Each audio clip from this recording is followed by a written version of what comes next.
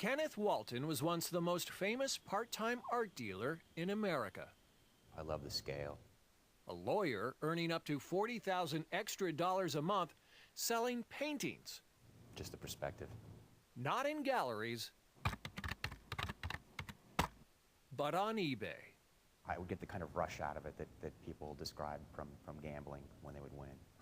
His winning streak lasted nearly 2 years, but when he pressed his luck by cheating, Walton lost everything. And I just wanted to back away and run away from it all and pretend like it had never happened, but it was too late. The story begins in 1987. Walton, stationed at Fort Lewis, meets Kenneth Fetterman. He had an incredible knowledge of art that went beyond anything that anybody could derive from academic study. 10 years later, Fetterman shows up at Walton's Sacramento law office and convinces Walton to help him sell hundreds of cheap paintings on eBay. Right off the bat, I was making, a couple of $1,000s a month, and that quickly escalated from there. From the very beginning, Walton says he and Fetterman used fake usernames to bid against each other and drive up prices. Over an 18-month period, they made hundreds of thousands of dollars on eBay. Then they got too greedy. They went for the big kill that would lead to their own demise. Their downfall, this $8 abstract painting Walton bought in a junk shop. I found a painting that looked a lot like an early 50s work by an artist named Richard Diebenkorn, and I put his initials down in the corner of it, and I put a 52 for the year. Walton had stepped over the edge. This was felony forgery. Could you read the description that you wrote for that painting? This is embarrassing. I'm sorry. That's all right. I said I got this big abstract art painting at a garage sale in Berkeley a long time ago, back in my bachelor days. And then I got married, and my wife has never let me keep it in the house. She says it looks like it was done by a nutcase. If the description sounds naive, that's the idea. That's what these art speculators were looking for. They were looking for the unsophisticated dummy who didn't know what he had, and so I just gave it to them. I gave them everything they wanted in this auction, and that's why it worked so well.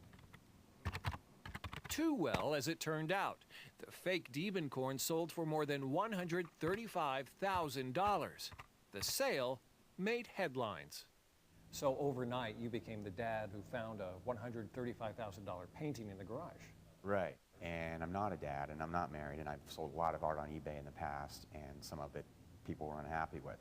Walton's story and his life began to unravel. First came reporters, then the FBI. It was terrifying. Eventually, Kenneth Walton agreed to a plea bargain, but it would take another 3 years for investigators to catch Fetterman. He was pretending to be Stone Gossard, the guitarist for Pearl Jam, the great Seattle band. Fetterman served 30 months in prison. He hasn't been heard from since. He probably could have been, a great self-taught art dealer if he'd wanted, but he took shortcuts.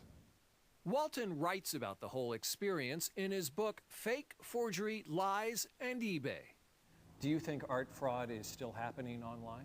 I think art fraud is just as bad, if not worse, than it ever was on eBay. A lot of people are trying to pass off fakes the way that we once did and using other techniques that we never even thought of back then. eBay disputes those claims. They say new technology and the eBay community itself can detect fraud more quickly than ever. So anything strike you about this painting? And one more safeguard. eBay has banned Kenneth Walton for life. But if you type in fake and forgery on eBay, you might be surprised whose book pops up on the screen.